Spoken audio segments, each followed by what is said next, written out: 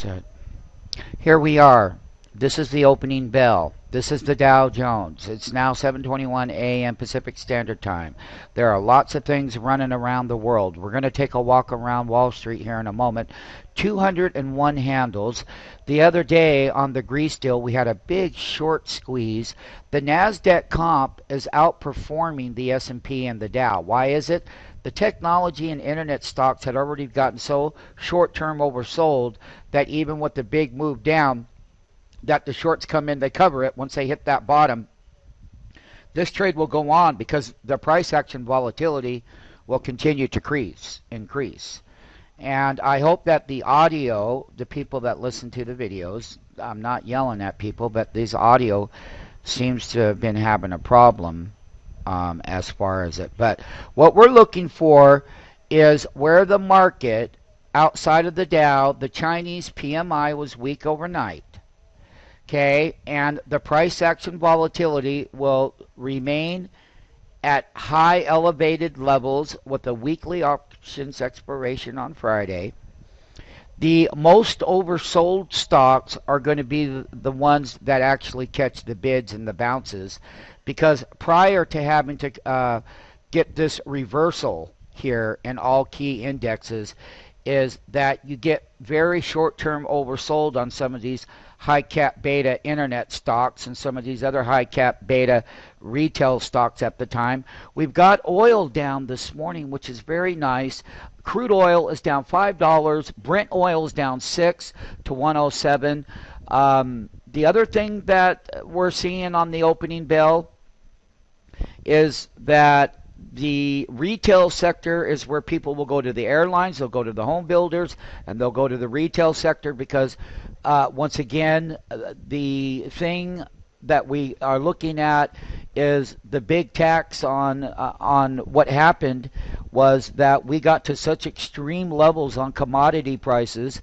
The U.S. population is very hard for families to afford what they were able to feed their families, and all of those commodities are going to come down on a worldwide level. But once again, the way that these markets really truly work is that we know that you can't put a bottom in MMTs until you capitulate a bottom.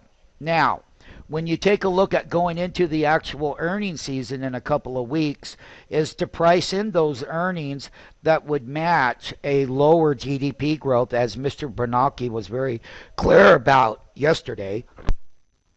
He was very clear about, well, he doesn't know what to do.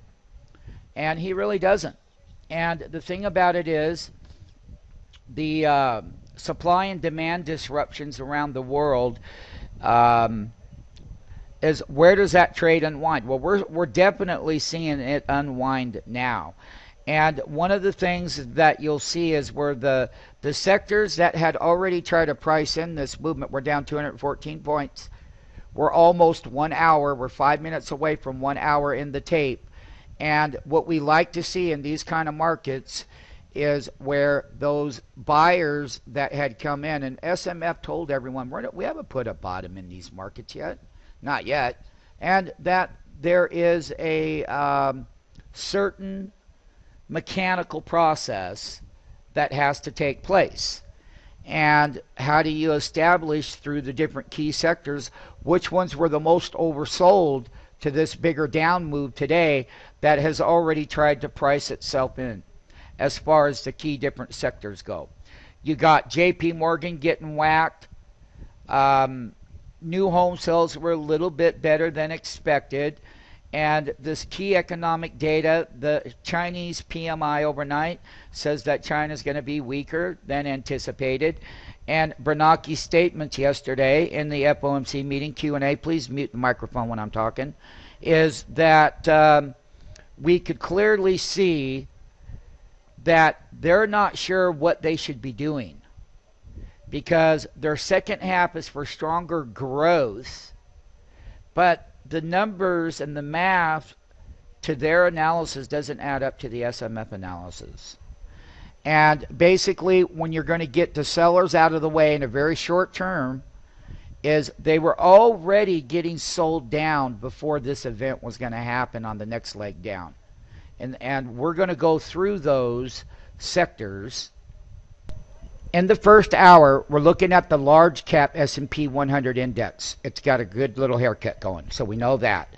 The S&P 500, it's somewhat of a mixed bag. The S&P 500 has broke below that 1270 handle. Now, you can see the haircut in the first hour. It's important to know that. We're only going to go through the key ones here. And we can clearly see in the S&P 500 the amount of red across the board. Just like before the little grease deal and the big short cover squeeze and all of this and that, and everybody thought that the bottoms and everything was hunky-dory and peachy-peachy. I don't think so, my friends, because I said no. It would not be a bottom. And we still haven't put a bottom in yet.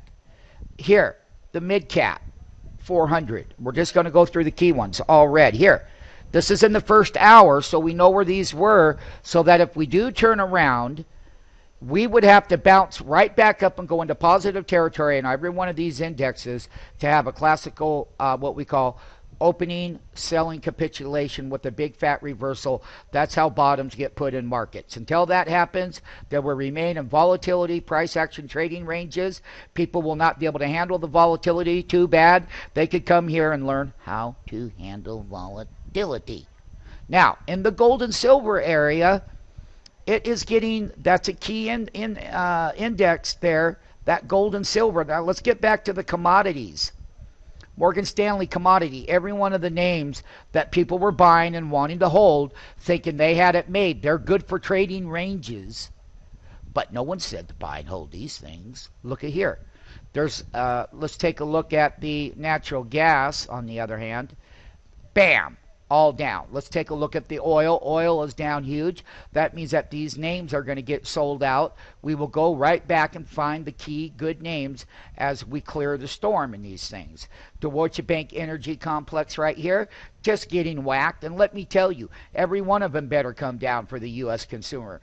Okay, all getting a haircut on the oil services, Morgan Stanley Oil Services. Here you go, another oil services, Baker Hughes. All the good key names in here, what the amount that oil is dropping today. Another thing that we will tell you where they'll try to go into, let's take a look at Morgan Stanley Retail in the first hour. It's a mixed bag. There's some distribution, but it's not selling off hard because these are the names that they're going to look at going back into. The consumer area is getting whacked, and there are great names in here that will get oversold with these particular markets. The NASDAQ is holding up better because it was already sold down. Let's go to the American Airlines. You're going to see green here, like I said, because of oil. So what do? Contrarily, short the other ones and go long airlines. Why? Because they're coming down. The NASDAQ transports, or the Dow Jones transports, they're not getting a big whack down because they'd already been pricing it in. What the lower crude and WTI and Brent crude, that's going to make that the transports are not as bad. And that what everybody is banking on for a second half recovery is that what QE2 did was that it had ran all of our consumable, editable commodities to all-time highs where the poor consumer can hardly think about, what am I going to buy? They got to bring that all down. They got to bring that gasoline pump all the way down because you will not get a second half recovery unless you do. And they know it. Don't think that they don't know it because it was taking its toes. The Dow Jones Industrial Average, we're going to take a look at the haircut there in this first hour. Okay? The internet, Dow Jones Internet Conference, it's not getting nearly the haircut. Amazon's not getting the big haircut. A lot of these names had already sold down because they did. And they were already short-term oversold in some of the internet names that would get the most viable bounces, where the leaders, like in utilities, they need to get a haircut. And there are certain sectors that had led the first half of the year up, and then they're trying to price in various different sectors of the market. And it's knowing where these sectors are and where these bounces are going to occur. Here, you want to see something really crappy? Look at this. They're buying some of the home builders because they think that people, well, you know what, without new jobs, these ain't going nowhere either. Stay away from them. And the financial services and the S&P banking, they're all down. today, and they're not running it. Now, this is a little bit different type of sector, okay, than some of the other sectors. Here you go. The BKX.X, key BW banking, is getting a nice little haircut too. So we know where these things are, and we know the different components that are going to get bounces.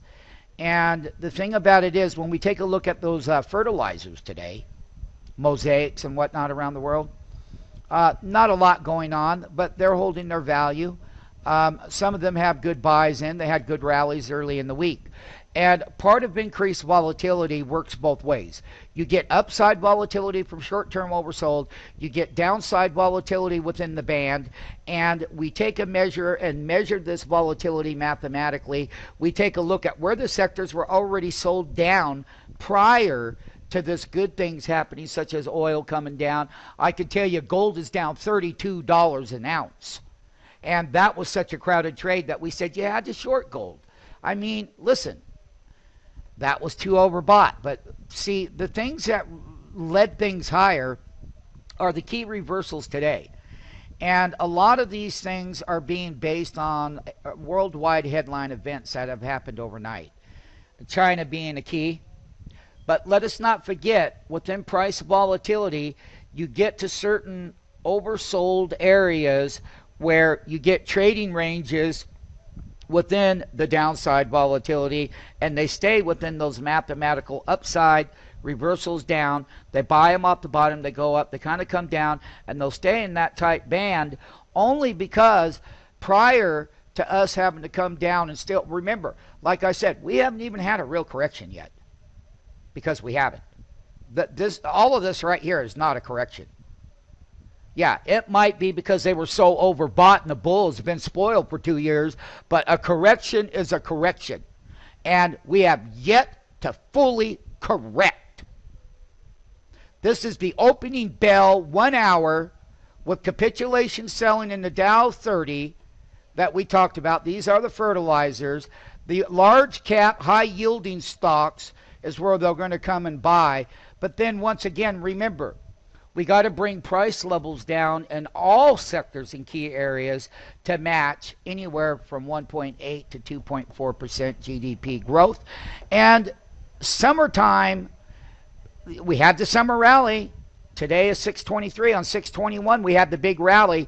But notice that that rally is coming down, just like we said on our stock market funding homepages. Short-term oversold. Short-term mathematical trends are what they are. They're not longer term.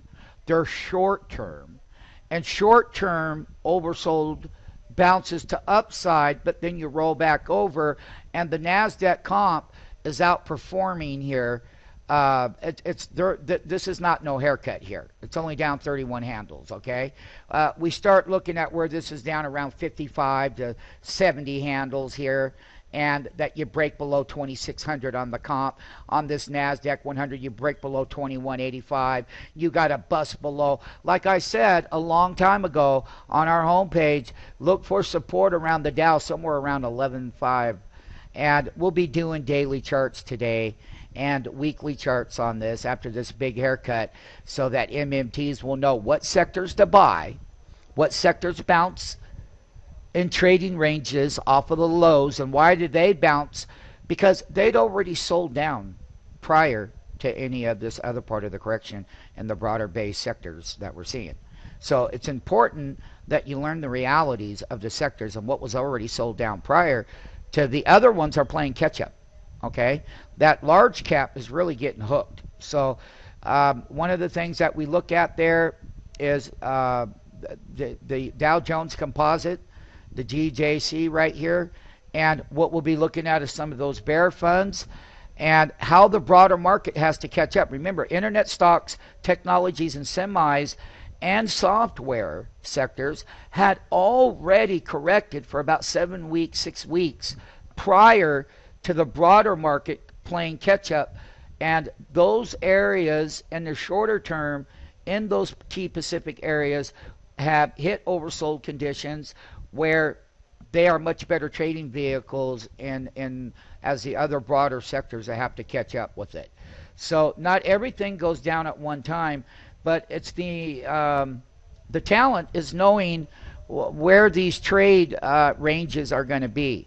And the trading ranges right now on the GJC is 63.82 handles on that one there. And once again, on the utilities, on the Dow Jones utilities, you got to remember that utilities acted good all year. And they had not caught up with selling like internet stocks. That's what part of this Dow reading, and you know the S&P and the financials, it's about 6% weighting. That still needs to come down a little bit. But this is a good way of understanding the first hourly trade and how we continue to go through the day and how that NASDAQ comp so far in the first hour within those key sectors. And I'll bring up one of the sectors just to kind of show everyone here. In the semiconductor component chain, in this index here, and we'll update them, yeah, they're selling off, but they had made big moves on the first summer day. And they're just simply coming back down. They're not breaking key levels, no. They've already sold down to them. But when you start getting into other sectors, such as technology, and the one that we're going to look at right here is going to be this computer technology sector again. Remember, they're giving their rally gains up, but still a lot of them are well off the bottoms because they'd already sold down in the marketplace, okay? And that's identifying it. Let's go to the hardware sector and take a look at some of the names like the Brocades and the Hewlett Packards, and the IBM is in here. And remember that a lot of the names had already sold down, and the broader other sectors had stayed elevated, okay? The GSTI Internet, you can see here that there's a haircut. Google's range is 5.86 and Netflix is 4.58, and but then again, all of these names in here, not every one of them, but some of the key ones in here had already sold down. So it's important to know where these things have sold down to. Here is the internet one.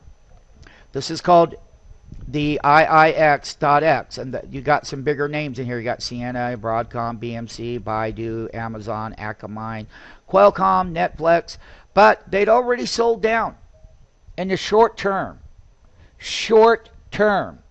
that these would have better support levels and better trades off the bottom because they'd already priced in all of this, and they're acting well because of that. Even though they're negative, they're still acting well off the bottoms now.